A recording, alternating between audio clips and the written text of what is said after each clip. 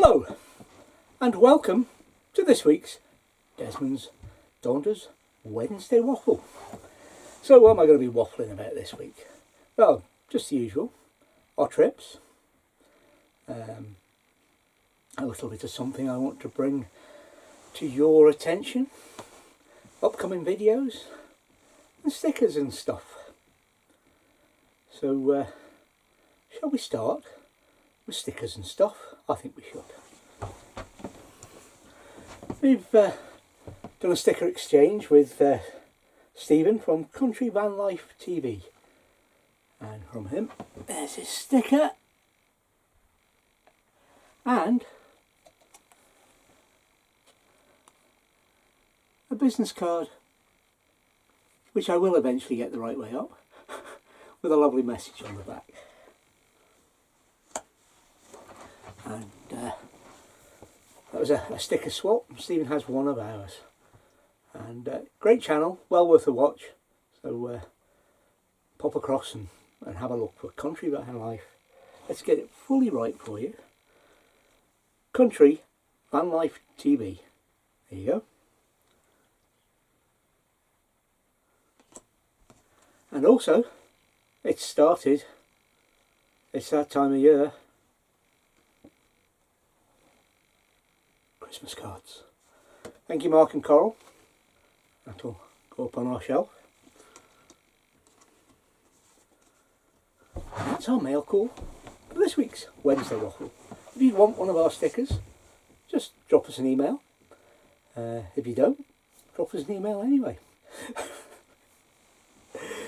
But whichever it is, if you want one, you'll need to let us know your address. And we'd love one of yours in return. Oh dear. So what have we been up to? Well, last weekend we were, where were we? We were at Fort Fiddis Fort near Pennon, and there'll be a couple of videos coming out about that, but not until 2021. Yeah, I've got videos all planned right the way up to the end of December. So we've managed to keep on track to keep the videos coming out and keep that little bit of lag, despite the problems of this year. But I'd like to thank everybody who watched our Cairngorm videos, and I'd like to thank the folk that so far have watched, the few of you that is, that have watched our adventures in Cloddy Moss at Colvin Forest. There's more from Cloddy Moss on Friday, where you see an out of breath David looking for geocaches and the like. It was good fun, despite. Sorry about that, it's raining outside, but there's still a few folk about having a walk and staring in the window. Interesting. You know what they think I'm doing? By the by, this weekend we've got a trip planned. Weather, government, etc. permitting. There's a review of tiers in Scotland and who's in what tier today, in fact, so we should know whether or not we can or not still travel. And I know you guys down south are getting ready to come out of your lockdowns, and I hope you guys can get out. It's a strange time we live in, isn't it? We've other trips planned. We've our winter trip planned, but it's all dependent on us being told what we can and cannot do. So videos next week are from Banff Links. Now, not this particular trip that's on video, but on a previous trip we've had some fun at Banff Links. When for those who watched the videos back then, you'll know that we were in the area when there was a hoax call out for the lifeboat. Nothing so adventurous that time, or this time, but we did get to do some interesting stuff. Just a little topic of interest to continue on, and it's a little bit it's a topic that's very, very close to my heart. I did a number of talk about the inside of a golf ball or ping pong ball situations in the RAF, doing various management courses, etc. And I usually, whatever the topic, it was possible to twist it to what you wanted to talk about, and I think that soon got figured out about me. The inside of a ping pong ball, for example, would often lead to censorship. No, not of me. That's what my subject would be. Mind you, it could have led. Yes, I mean, the inside, to anybody with the slightest, bit of imagination and knowing the situation you're in, the inside of a golf. What have I got about getting golf balls? The inside of a ping pong ball is something that's well open to interpretation, and you can take it any way you like.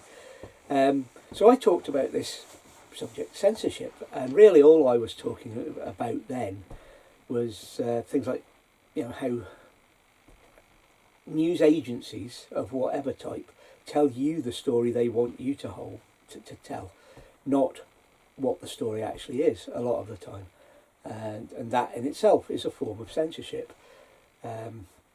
I do think the instructors on the management courses really thought I was going to start on about porn, but no. And that's not the case here, but the case is censorship. Sorry, the little edits in this one are not caused by censorship per se, but by me coughing. Ever since I've had the flu jab this year, I've had a cold and a cough. I was persuaded against my better judgment to have it because I've had that in the past. But here we go, and it's happened again. So anyway, back to censorship. Or rather back to this topic, which is actually a little bit more serious than censorship. It has not been covered by the BBC or any other UK mainstream news organisation. It has been covered by Russia Today, Reuters and Associated Press. So the story is out there, and that is the head of UK counter-terrorism has asked the Prime Minister to legislate that people who are talking against a subject that is against or about a subject, and they are against the position of the UK government, can be criminalised. Take a moment to think about what that means. Specifically, he's talking about anti-vaxxers. Now, whether or not it's anti-vaxxers, anti-this, anti-that, anti-government, we shouldn't be censoring it. We're a free country, open to any debate. It means that sometimes we have to put up with the loonies of both sides of the argument. But it is one of the fundamental areas of our life that we are free to think, free to speak, free to protest. That's one of the things on his list. Protesting would be banned under this legislation. Don't believe me? Go out and look it up yourself, but don't try and find it on the BBC. Probably the easiest for most folk is going to be Russia Today, believe it or not, but you should be able to find out on Reuters and Associated Press with a little bit of digging and even a little bit of use of the internet, and by that I don't mean the World Wide Web, but that's a completely different subject. Anyway, enough waffle on that. I didn't want to go too far on it, but censorship is something that is close to my heart. We're set for a few wet weeks wanders about, and it might curtail the filming, but it shouldn't be too bad. We usually get a dry spell where we can film something for you, and of course we've got the waterproof camera, so we can do a little bit of video that way. I'd like to think that we're going to have a winter where I can fly the drone all the time, but it's probably getting near time when that's going to go to bed until the spring. But I'll have it with me and hope to bring you drone footage through the winter. I really want to fly in snow. I couldn't get the Spark to work in snow. The places where we were when we had some snow, it didn't want to play. I think that's because of the way it was connected, just a Wi-Fi connection. The Mavic Air 2 I've got now has OcuSync 2, and those, if we're in those places, I should be able to fly. Anyway, that's it off Waffle for this week. Apart from for me to say, enjoy Friday's video, please watch. Please watch next week from Bramflinks, and I'll be back next Wednesday to tell you what's coming up, and also I may tell you about what we're doing for our winter wander this year. Can you hear the rain? I'm not sure the camera's picking it up, but I can.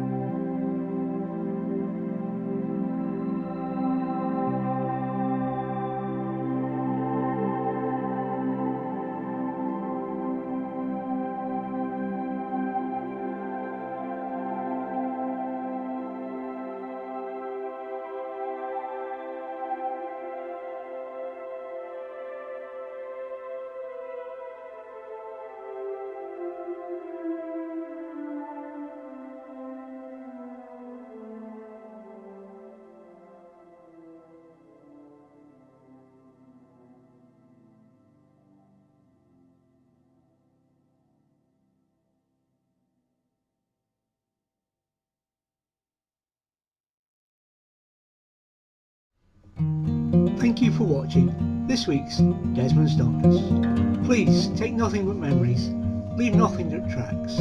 We hope you enjoyed it and you'll join us next time. In the meantime, please think about subscribing.